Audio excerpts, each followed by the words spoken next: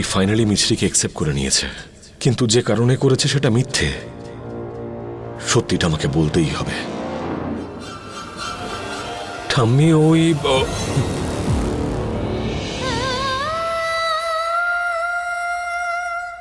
আজ থেকে এ বাড়িতে ঘৃণা আর ঝগড়া হবে না, শুধু আনন্দই থাকবে, মিছরি থাকবে। ও মা, পূর্ণিমা তো একদম বদলে গেছে, ঠাট্টাও করছে। দিদি, যেখানে ওর উপরই রাগ করে নেই, তাহলে ওর হবু সন্তানের উপর কি করে রাগ করব?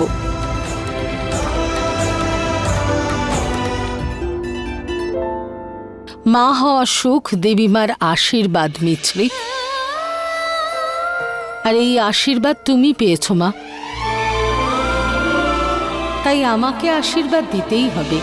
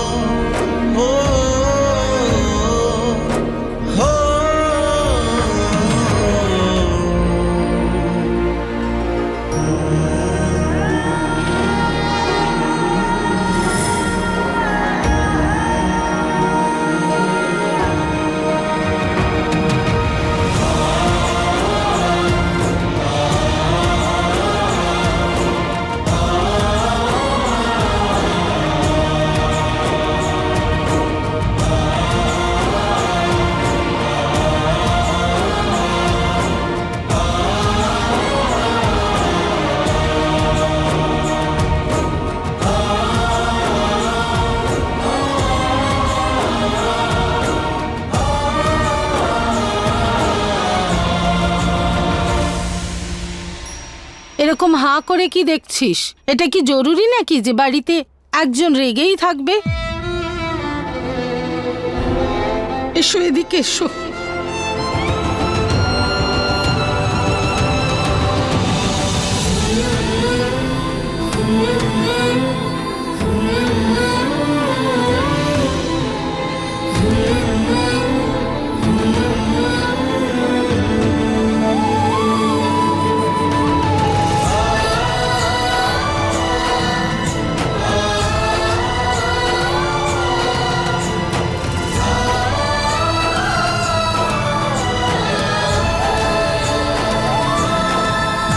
দিদা, আমি আপনাকে কিছু বলতে চাই। যা কিছু বলার আছে সবকিছু পরে বলো মিছরি। আগে তোমার দিদি শাশুড়ির আশীর্বাদ নাও, অনেক কষ্ট করার পর পাচ্ছ, নিয়ে নাও।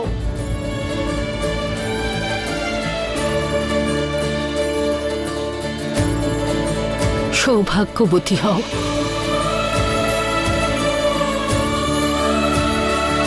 সুখী হও।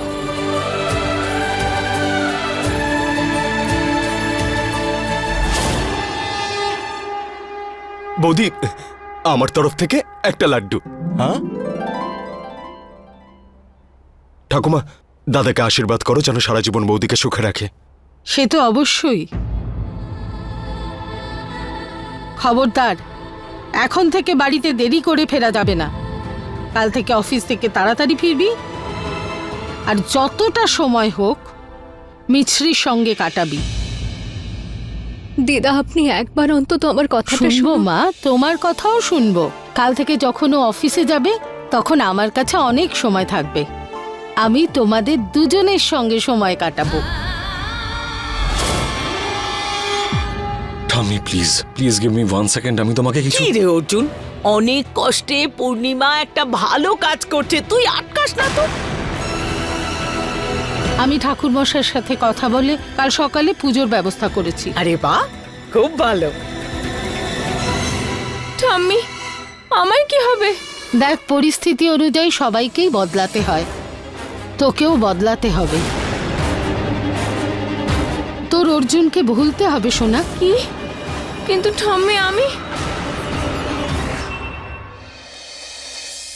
এসো।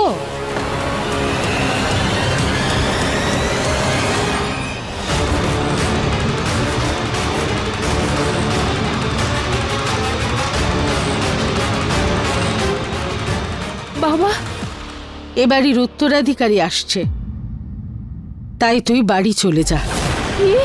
অনুশোনা, তুই যদি এখানে থাকিস তাহলে মিছরি আর ওর হবু সন্তানের কোনো অসুবিধে হতে পারে, তাই তোর এ বাড়ি থেকে চলে যাওয়াই উচিত। কিন্তু ঠাম্মি বাবা জীবন, চলো মা, না বাবা আমি আসলে না ঠাম্মি না চলো। না ঠাম্মি শোনো না বাবা, না বাবা ছাড়ো না।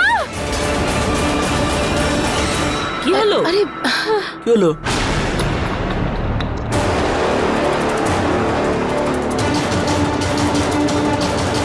বাজে স্বপ্ন দেখেছো নাকি?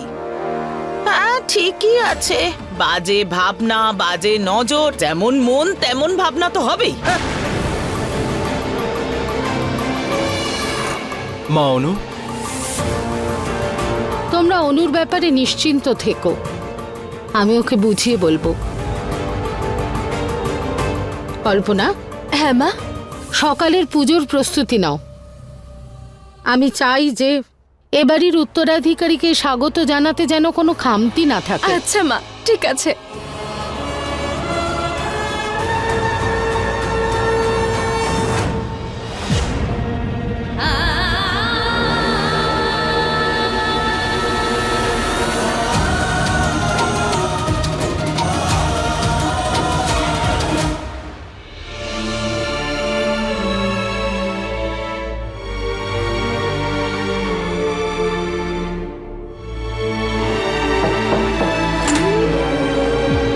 ওয়ার্ল্ডের হিসেবে আমাদের শপিং করতে হবে না, সেই হিসেবেই করব।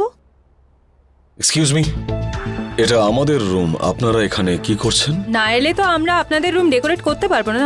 আর অ্যাকচুয়ালি আমাদের অন্নপূর্ণা ম্যাম ডেকেছেন। ওকে, এই ওয়ালে এই পেন্টিংটা যাবে, আর বাচ্চার দোলনা আই থিঙ্ক এই জায়গাটা বেস্ট হবে। ওকে, ওই ওয়ালটা হলুদ পেন্ট হবে, আর বাচ্চার toys I think this place will be good. Done.